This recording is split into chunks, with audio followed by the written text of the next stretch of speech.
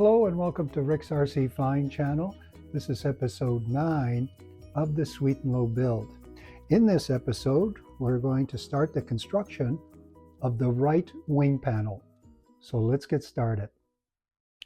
Now, due to the wingspan of the airplane, my sheeting is only 36 inches in length.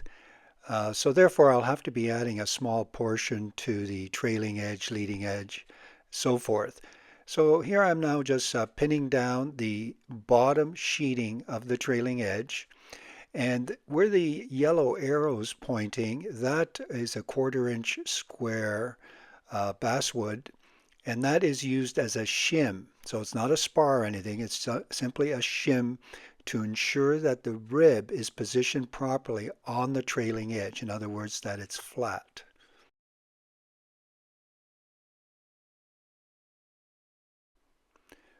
Now I'm simply using CA glue and putting on that extra piece that I need to meet the required wingspan of the airplane.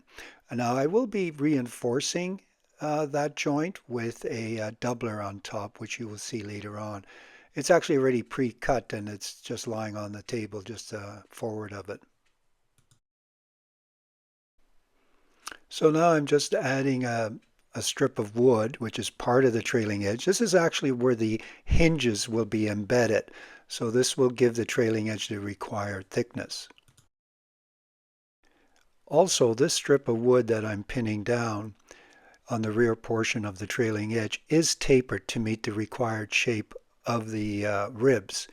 And here I'm pinning it down and ensuring it as flat as possible to the work surface, and simply now applying thin CA glue. And since CA glue dries so fast, literally moments later, I was able to remove it from the table. And here I'm now again applying thin CA glue on the outer edge. Just checking for its straightness. So now we're actually going to repeat this whole process, and what we're actually doing is making the trailing edge for the left wing. And this will save time when we go and build the other wing panel because various parts are already going to be prefabricated.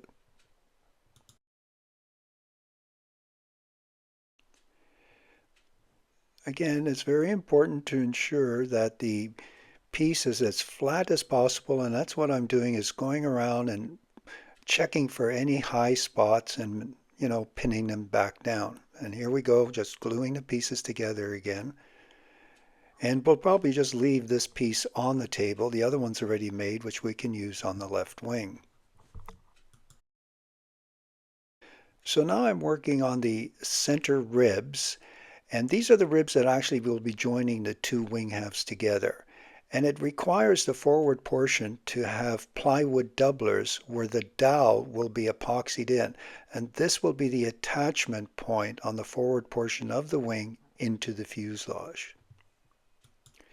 Now these doublers will be applied with epoxy, and I'm just outlining with the pencil mark just to ensure I only put the glue where I want the glue. Now you have a choice. You can put the glue on the actual part that you're attaching, or in my case I'm just going to apply the glue onto the rib and then put the part onto that. Now note, as you apply these doublers on the ribs, there is actually a right and left side to these ribs. And the reason is that these ribs are not exactly symmetrical. There's actually a top side to the rib. And I marked all the ribs with the letter T is engraved in them during the laser operation to ensure that the ribs are placed the right side up. Now, the epoxy you're using to glue these doublers onto the ribs, it's your choice. You can use 30-minute, 20-minute, or even 5-minute, whatever your preference is. Either one of those will have sufficient strength for this particular application. And do ensure that as you put all these doublers sandwiched together, that you align them up as accurately as you possibly can.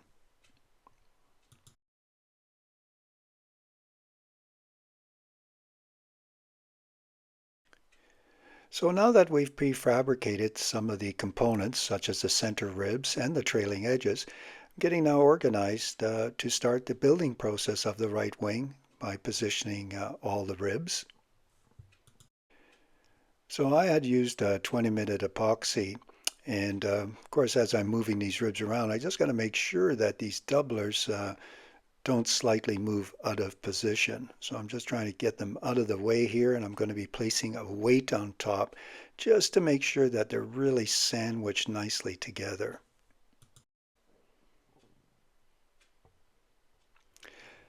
Now the ribs, as I mentioned before, have a top and bottom, and I engraved the letter T on the top of the rib just to make sure that they're all orientated properly.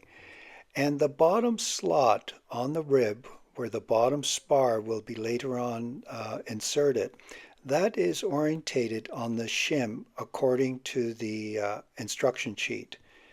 And that just ensures that everything is lined up properly in the correct angle. Now, with the rib properly positioned on the shim as according to instructions, the trailing edge is not lining up properly.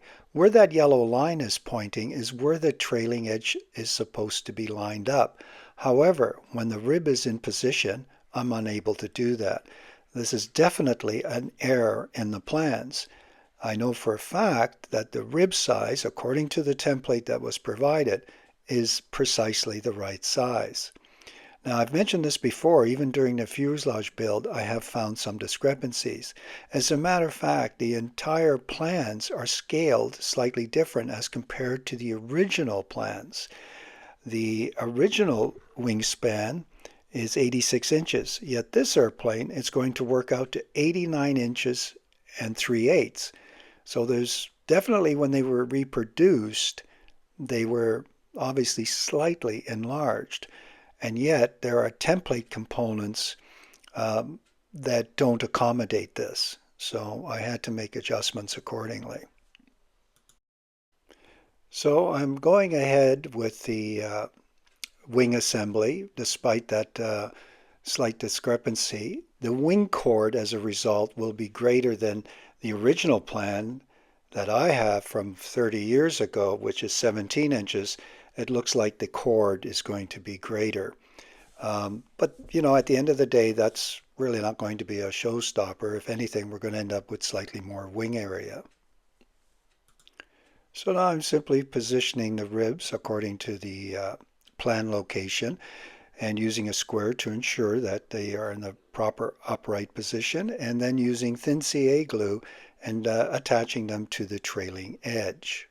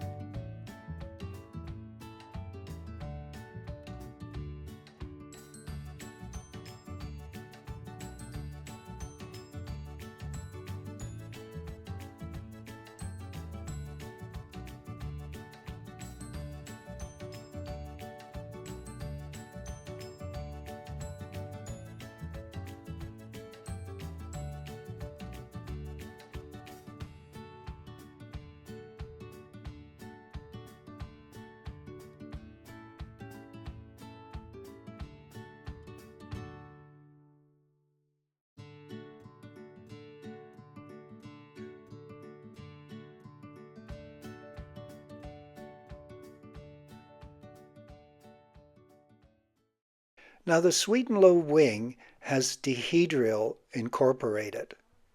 Therefore, when we join the two wings together, the center ribs are going to have to be angled in order to accommodate this dihedral. So as I'm applying now that center rib, the one with the plywood doublers, they have to be angled.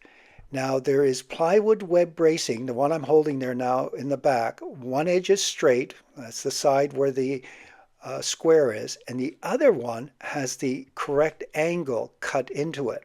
And that's what I'm using as a guide template to make sure that center rib, the one with the plywood doubler, is at the correct angle. Now I had prefabricated the wing spars quite some time ago, and I followed the spar size according to the instruction sheets that were provided. And now here I come to realize that with the wing on the plans, that the spar is too short. And, I'm definitely confused here right now because I followed the dimensions on the instruction sheet. And now I'm checking, was it only one spar I made that mistake? And I'm checking it against other spars. And of course, they're all precisely made according to the instruction sheet. And I'm even searching in the box to say, well, did I pick up the wrong pieces? And only to realize, no, they're all going to be short. So now I have to splice a piece on to accommodate this wing size. So, like I said, there's definitely some discrepancies with the plan package that I obtained. So now I'm going to add a piece onto the spar by splicing a small piece onto it. And I'm going to make the spars a little oversized, and that way I'll be able to trim the edges later on. And I'll be using 45-degree cuts here for the splicing. And as we progress with the build, you'll see that these splice joints will end up reinforced. Not to mention they're also at the outer wing portion. And so there's not going to be any compromising to the structural integrity of the wing.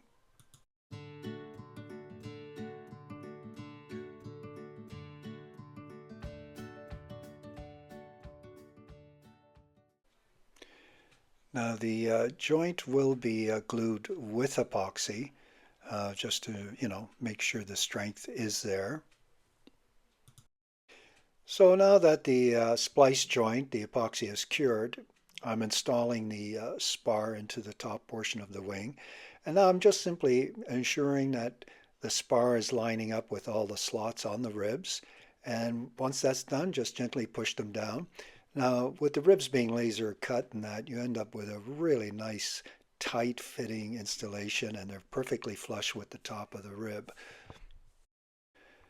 Now here again are the plywood web braces, which one side has the dihedral angle cut in. So therefore the center rib will be slightly angled. Now the rib next to it, where the square is, that is in the vertical position, and the plywood web is straight on that side. And this is ultimately how it'll fit in there. It'll be slotted in there. That's part of this plywood bracing that we had done on the center rib, as you can see. Ultimately, you'll see that these plywood web braces between the ribs are actually going to form the spar box. And you'll see what that looks like a little bit later on as this build proceeds. Now these plywood web braces, and you can see one which is just forward of the spars, and then there's another one. It'll actually go just on the back side of those spars, but right now I'm just positioning it there to double check the angle, that I have the correct dihedral angle for that center rib. Now that I'm satisfied the center rib is at the correct angle for the dihedral, I'll go and check all the other ribs and do any adjustments at the top spar location just to make sure that the ribs are perfectly in the vertical position. Once that's completed and you're satisfied that everything is lined up accordingly, then you can proceed with the gluing.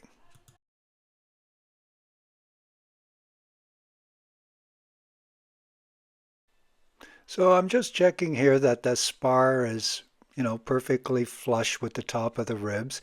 And as I mentioned before, since the ribs were laser cut and the spar is, a very consistent size, they're actually perfectly flush, which just makes it easier down the road. You don't have to do much sanding to do any final touches.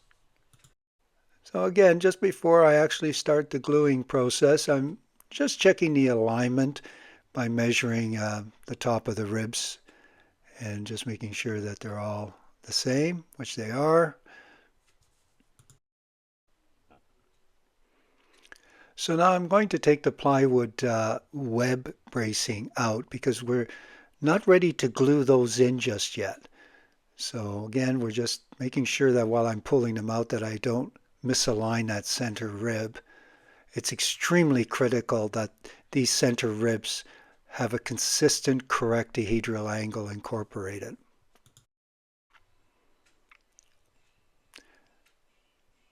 This is another way of checking the alignment of the center rib by using the square.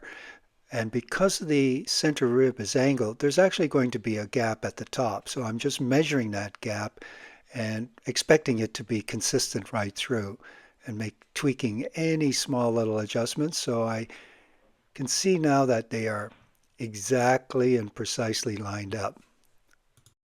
Now that I'm satisfied that everything is lined up properly, I'm going to glue all the joints with thin CA glue. I'm deliberately using thin CA glue because I don't want any glue residue on any of the joints because we're going to be applying web bracing between all those ribs. And if I were to use carpenter's glue or a much thicker CA glue, it's going to affect the fit of those pieces.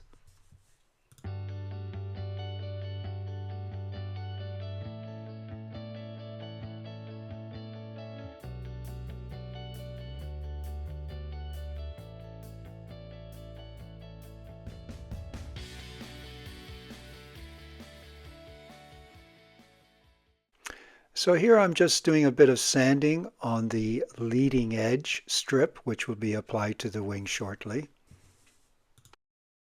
I'll just quickly show you how to change the sandpaper on a T-bar because I mentioned it in one of my earlier videos. Simply now cutting the new paper to size. I'll be changing 80 grit and 100 grit. And I use a cookie tray. I angle the cookie tray slightly to keep the liquid lacquer to one side. Put enough lacquer there that the old sandpaper kind of soaks it up. Let it sit there for a couple of minutes, and then you can see it just simply peels off. Then just take some paper towel and lacquer and wipe the residue off the T-bar.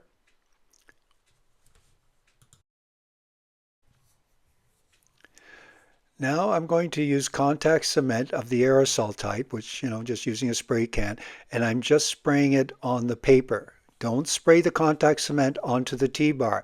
Now, many times when you work with contact cement, you'll put it on, the both pieces that you're joining, but not with the sandpaper. Otherwise, it'll be very difficult to remove. By spraying it just on the paper, when it's time to change the paper, it'll be very easy to remove.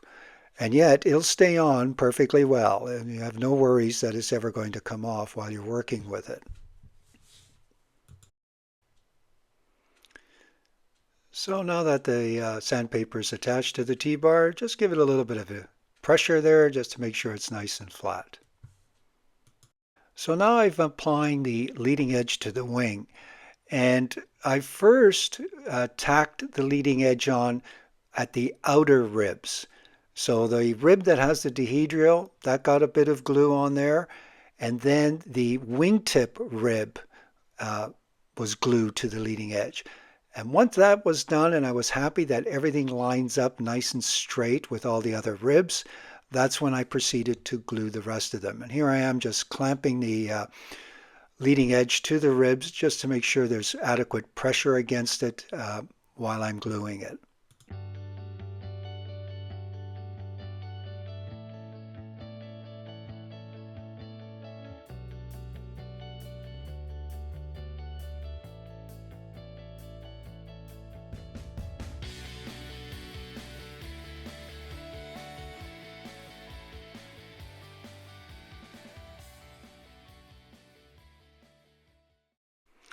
And now I'm just adding some reinforcing with this wingtip rib with the leading edge by putting in some gazettes. And, it's about 3/8 inch thick balsa wood. Now here a balsa block is being fitted between these two ribs. And this is actually where the wing bolts in the aft area of the wing are going to pass through. That way when you tighten the wing onto the fuselage and, the pressure doesn't crush anything because it's a solid block of wood in there. That block of wood is going to take a bit of fitting there. I'm just actually using the plywood web bracing because one side does have the dihedral angle, which the block will need in order to fit in there. And of course, it's also going to have to be basically tapered, and the result is it's going to have to be the shape of the rib. So if you liked the video, please select like and subscribe. Be sure to watch the other episodes as we make progress with the sweet and low wing. And if you have any comments or questions, I always welcome them. Thank you for watching, and we'll see you soon.